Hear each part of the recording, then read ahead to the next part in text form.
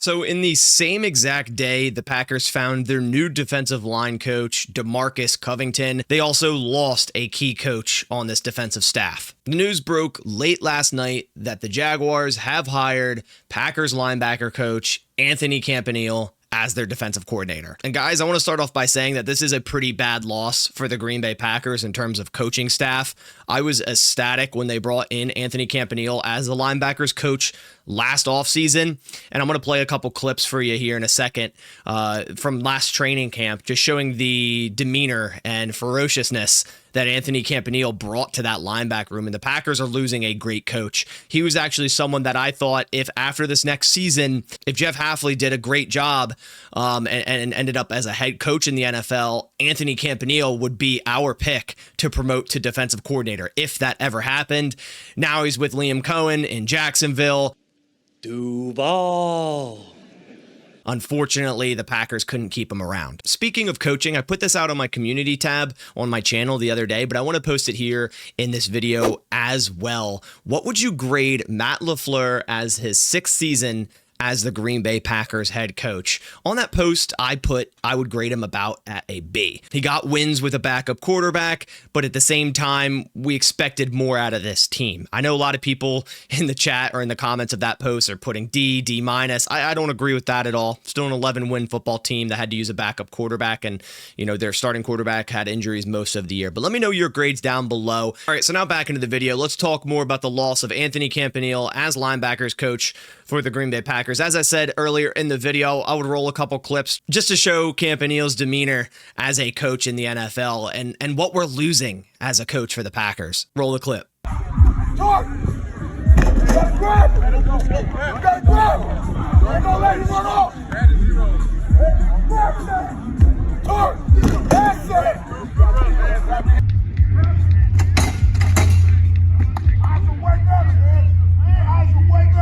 And guys, taking a look at the Green Bay Packers linebackers, we saw a big jump in production. And of course, that was also because Brian Gutekunst drafted a ball player in Edgerrin Cooper. But Edgerrin Cooper graded out with an 84 overall grade. And he's actually fourth best based on snap counts. But here it's showing 10th because it's all linebackers, even if they played, 50 snaps. A pass rush grade of 90.1, a run defense grade of 78.6, a coverage grade of 73.5, 52 solo tackles, 17 assists, 35 stops. He had 4 sacks, only allowed a passer rating of 93.8, which is very low for a linebacker, had 11 total pressures, and that's all in under 500 snaps. So I really liked the direction of this linebacker room under Anthony Campanile, and he's going to be hard to replace.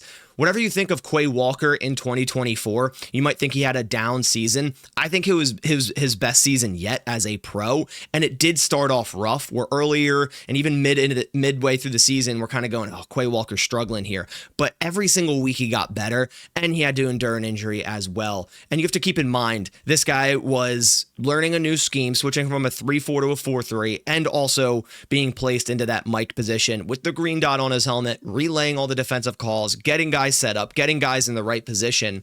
And that's a lot to do before the snap even happens. And then at that point, you still have to remember what your job is, right? So I was still very impressed with Quay Walker in 2024. And I have high hopes for him and Cooper in 2025. But man, it just stings to lose Anthony Campanile. Quay Walker didn't have the greatest grades via PFF, but he had 80 solo tackles. He led the Packers in solo tackles, 20 assists, 31 stops. He had only 9 missed tackles, so low missed tackle rate, a passer rating allowed of 96.6, 14 total pressures in nearly 800 snaps. Then when you take a look at the Packers' run defense, we know it greatly improved from 2023 under Joe Barry and 2024 to 2024 under Jeff Hafley. And of course, more has to do with this. It's not just linebackers, but they do play a big part in stopping the run, of course. And if we look at 2023 run defense, we have to go all the way down to 28 here at 2,181 yards for the Green Bay Packers. They were 28th in run defense before Anthony Campanile and Jeff Hafley got here. If we go to yards per attempt, we have to go all the way down to 22, 4.4 yards per attempt. Now, switch it over to 2024. Jeff Hafley comes in. We switch to a 4-3. Anthony Campanile comes in at linebacker coach. And the Green Bay Packers got all the way up from 28 to number 7 in terms of run defense and allowing 1,683 yards. And if you look at yards per attempt,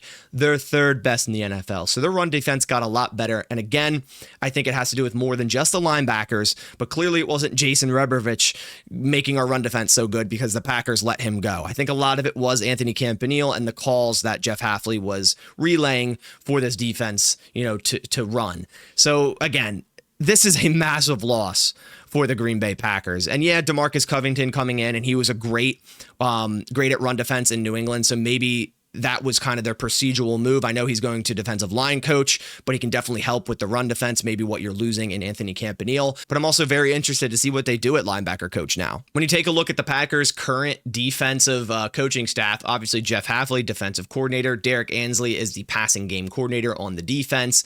Wendell Davis is defense quality control coach. Ryan Downard is the defensive back coach. Sean Duggan is the defensive assistant. Vince Ogobasi is the assistant defensive line coach. Anthony Perkins, defensive quality control coach. And of course, we just added DeMarcus Covington. So the Packers will probably hire from the outside, bring another candidate in for that linebacker coach position. I don't know if it's going to be possible year one to replace Anthony Campanile. I can't stress this enough, what he meant for this linebacker room, what he meant for this defense. This is just a massive loss for our coaching staff. But that's all the news for today. I wanted to go over this coaching staff change for the Green Bay Packers. And I'm not lying when I say it's a big one. Let me know your thoughts down in the comments below. Were you as high on Anthony Campanile as I was? And also a reminder to go check out BetUS. Use code YouTube150 at sign up. But I appreciate you guys coming by. Please leave a like down below if you did enjoy the video. Go click subscribe to stay in the loop with everything Green Bay Packers this offseason. I'll catch you on the next one. And as always, go Pack Go.